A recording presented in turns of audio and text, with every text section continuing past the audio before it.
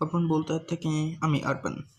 আজকে একটা আপনাদের দেখাবো খুব ভালো একটি শর্টসের মাধ্যমে আমি এখন দেখছি এসবি পুরুলিয়ার ওয়েবসাইটে ঢুকলাম।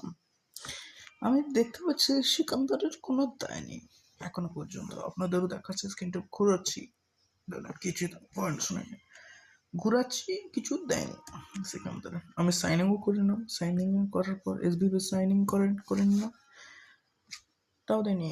আপনাদের কি মনে হয় সিকান্দারের সাথে কি চুক্তি হয়নি এসভিএপি, সেই জন্য কি লাগছে আপনাদের বলতে পারেন? আমার কিন্তু মনে হচ্ছে এটা চুক্তি হয়েছে। সেদিন যখন ডিপ্লোম্যাট দেখতে গেছিলাম তখন বলছিল এখনো পর্যন্ত আমাদের কোনো মেসেজ আসেনি এসভিএফ থেকে, কিন্তু সিকান্দার কি আসবে না। এক মিনিট স্ক্রিনটা করে 29 তারিখ তক আছে, 29 তক আছে এসভিএফ সিনেমা পুরুলিয়া